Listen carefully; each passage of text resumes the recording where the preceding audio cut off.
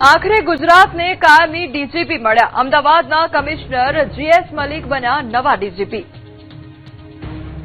છેલ્લા ઘણા સમયથી આઈપીએસ રાવ ઇન્ચાર્જ ડીજીપી હતા, ત્યારે આખરે ગુજરાતને કાયમી ડીજીપી મળી ગયા છે. અમદાવાદ પોલીસ કમિશનર જ્ઞાનેન્દ્રસિંહ મલિકને ગુજરાતના નવા ડીજીપી તરીકે નિયુક્ત કરવામાં આવ્યા છે. અમદાવાદ શહેરના પોલીસ કમિશનર તરીકે ફરજ બજાવતા 1993 બેચના આઈપીએસ અધિકારી જ્ઞાનેન્દ્રસિંહ મલિકને રાજ્યના નવા ડીજીપી અને આઈજીપી તરીકે નિયુક્ત કરવામાં આવ્યા. સરકારના આદેશ મુજબ તેઓ તાત્કાલિક અસરથી આ પદનો કાર્યભાર સંભાળશે. જ્ઞાનેન્દ્રસિંહ મલિક ગુજરાત કેડરના 1993 બેચના આઈપીએસ અધિકારી છે. તેઓ હરિયાણાના ફરીદાબાદ જિલ્લાના વતની છે અને તેમણે બનારસ હિન્દુ યુનિવર્સિટી વારાણસીમાંથી ઇલેક્ટ્રિકલ એન્જિનિયરિંગમાં બીટેક તથા ગુજરાત યુનિવર્સિટીમાંથી એલએલબી કર્યું છે. તાલીમ બાદ તેમની એએસપી ભુજ તરીકે નિમણૂક થઈ હતી. તેમણે ડાંગ, પોરબંદર, સુરેન્દ્રનગર, અમદાવાદ રૂરલ, ભરૂચ અને કચ્છ જિલ્લામાં જિલ્લા પોલીસ વડા એસપી તરીકે સેવા આપી છે. આ ઉપરાંત બીએસએફ અને સીઆઈએસએફના એડીજી પણ રહી ચૂક્યા છે. ઓક્ટોબર 2028માં જીએસ મલિક રિટાયર્ડ થશે તો 1 જાન્યુઆરી 2026 થી ઇન્ચાર્જ ડીજીપી તરીકે કાર્યરત કેએલએન રાવ સીઆઈડી ક્રાઇમ અને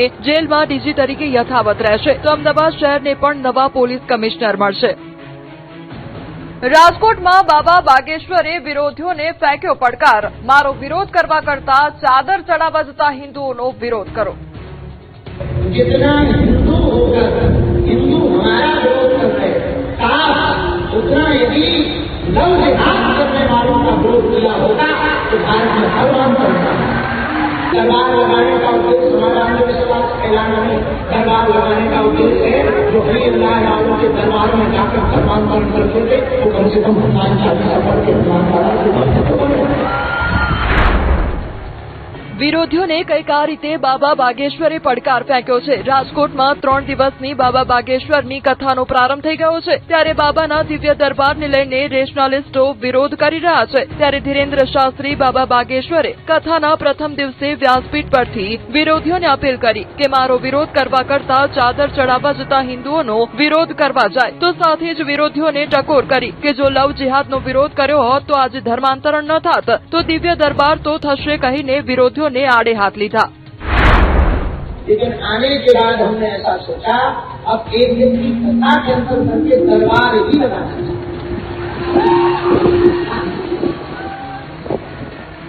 इसलिए आज और कल कथा, परसों कोई कथा नहीं, केवल कथा. બીજી તરફ પરસોત્તમ પીપળિયા રેશનાલિસ્ટ વિજ્ઞાન જાથા બાદ હવે કાયદાના વિદ્યાર્થી ભરત કાતરિયાએ ખુલ્લો પડકાર ફેંક્યો. બાર એસોસિએશનની પરીક્ષાના પ્રશ્નોના જવાબ આપવાનો પડકાર ફેંક્યો. પૂછાનાર પ્રશ્નો બાબા જણાવે તો તેમનો કાયમી પ્રચાર કરવાની ખાતરી આપી. તો સામાજિક આગેવાન પરસોત્તમ પીપળિયાએ ફેસબુક પર એક પોસ્ટ કરી લખ્યું છે કે હરણનો કોઈ વિરોધ નથી, પરંતુ તેમાં મારીચ છુપાયો હોય તો તેનું શું કરવું જોઈએ. મહત્વની વાત એ છે કે પોસ્ટમાં ધીરેન્દ્ર કૃષ્ણ શાસ્ત્રી ઉર્ફે બાબા બાગેશ્વર અથવા દિવ્ય દરબારનું નામ લખવામાં આવ્યું નથી. છતાં આ પોસ્ટને દિવ્ય દરબારના વિરોધ સાથે જોડવામાં આવી રહી છે. સુરેન્દ્રનગરમાં જમીન બચાવવા જંગે ચડેલા ખેડૂતની તબિયત લથડી. ધ્રાંગધ્રાના કોંઢ ગામે પાવર ગ્રીડ કંપની દ્વારા નવી વીજ લાઇન નાખવાની કામગીરી ચાલી રહી છે, જેને લઈને રોષ છે. ખેડૂતોનો રોષ ચરમસીમાએ પહોંચી ગયો છે. પાવર ગ્રીડ કંપની દ્વારા નાખવામાં આવતી વીજ લાઇનના વિરોધમાં ખેડૂતોએ પ્રતિક ઉપવાસ આંદોલન શરૂ કર્યું છે. પરંતુ આ આંદોલનના પ્રથમ દિવસે જ કાળઝાળ ગરમીના કારણે 70 વર્ષીય એક વૃદ્ધ ખેડૂતની તબિયત લથડતા તેમને તાત્કાલિક હોસ્પિટલ ખસેડવામાં આવ્યા છે. પોતાની જમીન અને પાકના નુકસાનની ભીતિ સાથે ખેડૂતોએ પ્રતિક ઉપવાસ આંદોલનનું શસ્ત્ર ઉગામ્યું છે. જો કે આંદોલન સ્થળ પર અચાનક દોડધામ મચી ગઈ હતી. ઉપવાસ પર બેઠેલા 70 વર્ષીય ખેડૂત ભોગાભાઈ ડાયાભાઈ ચિત્રાની તબિયત અચાનક લથડી હતી. કાળઝાળ ગરમી અને આકરા તડકાના કારણે વૃદ્ધની તબિયત બગડી હોવાનું પ્રાથમિક તબક્કે જાણવા મળ્યું છે. ઘટનાની ગંભીરતા જોતા તાત્કાલિક 108ને જાણ કરવામાં આવી હતી અને ભોગાભાઈને ધ્રાંગધ્રાની સરકારી હોસ્પિટલમાં સારવાર અર્થે ખસેડવામાં આવ્યા. મૌધાના વડથલ ગામે પીપળાના વૃક્ષની ફરતે બનાવવામાં આવેલી રેલિંગ તોડતા વિરોધ. ત્યારે તંત્રની નવી રેલિંગ બનાવી આપવાની હવે ખાતરી.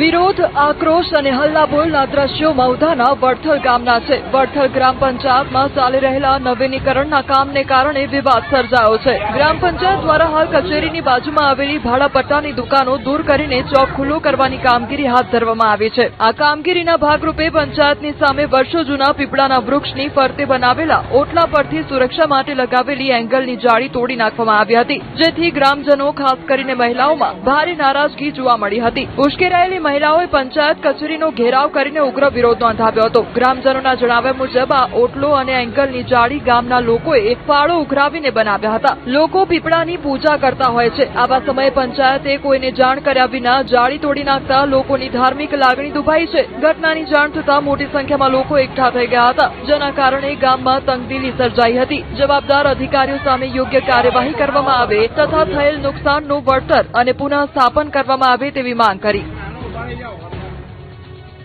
રાજકોટ બાદ અમદાવાદ કોંગ્રેસે પણ મોંઘવારીનો વિરોધ કર્યો. દેશમાં મોંઘવારી માજા મૂકી રહી છે. દિવસે ને દિવસે દરેક ચીજ વસ્તુઓ મોંઘી થઈ રહી છે, જેથી ગરીબ અને મધ્યમ વર્ગને ઘર ચલાવવાના પણ ફાંફા પડી રહ્યા છે. ત્યારે આ મોંઘવારીના રાક્ષસનો કોંગ્રેસે વિરોધ કર્યો. પહેલા રાજકોટ બાદ અમદાવાદમાં કોંગ્રેસના નેતાઓએ વિરોધ કર્યો.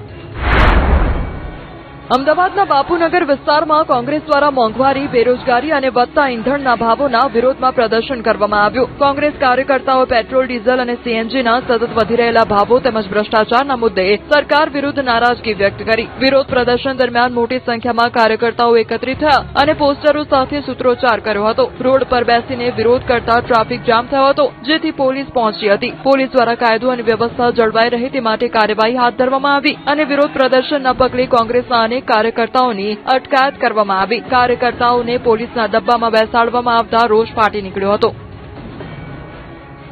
આ તરફ પાણીની સમસ્યાને લઈને ભરૂચ કોંગ્રેસે કર્યો ચક્કાજામ.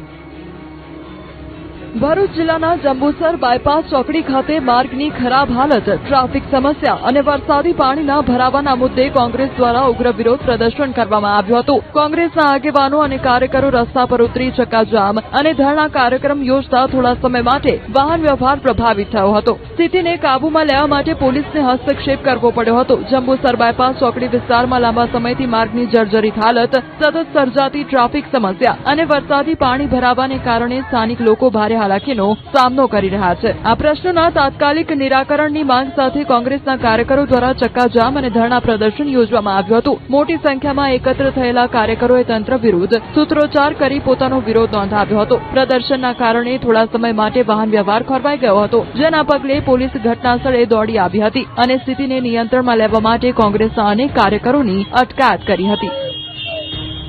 સુરત મનપાએ પ્રજાના પૈસાનો કર્યો વેડફાટ. પહેલા રોડ બનાવ્યો અને પછી ગટરની લાઈન નાખવા માટે તેને તોડી નાખ્યો. આને કહેવાય બુદ્ધિનું પ્રદર્શન. આને કહેવાય પ્રજાના ટેક્સના પૈસાનો વેડફાટ. ટેક્સના પૈસાનો વેડફાટ કરવામાં જાણે સુરત મહાનગરપાલિકાના પદાધિકારીઓ અને અધિકારીઓએ પીએચડી કરી લીધું હોય તેવું લાગે છે. આવું અમે એટલા માટે કહી રહ્યા છે કેમ કે પહેલા ગટરનું કામ થાય પછી રોડ બને, પરંતુ સુરતના રાંદેર ઝોન હેઠળના પાલ વિસ્તારમાં વિકાસ કામોના આયોજનને લઈને ફરી એકવાર ચર્ચા ઉભી થઈ. અહીં ઉલટી ગંગા વહેતી જોવા મળી. પહેલા રોડ બનાવ્યો અને પછી ગટરનું કામ શરૂ કરાયું. પાલ વોકવે પાસે સ્તુતિ રેસીડેન્સી વિસ્તારમાં તાજેતરમાં જ બનાવવામાં આવેલા નવનિર્મિત રોડને માત્ર 45 દિવસમાં જ ડ્રેનેજ લાઇનની કામગીરી માટે ફરીથી ખોદી નાખવામાં આવ્યો. પહેલા રોડ બનાવ્યા બાદ ગટર લાઇનનું કામ યાદ આવતા આખો રસ્તો ખોદવો પડ્યો હોવાના કારણે ખોદકામ મોડલની ચર્ચા શરૂ થઈ છે. આ ઘટનાને લઈને સ્થાનિકોમાં ભારે અસંતોષ જોવા મળી રહ્યો છે અને મહાનગરપાલિકાના આયોજનો પર સવાલો ઉઠી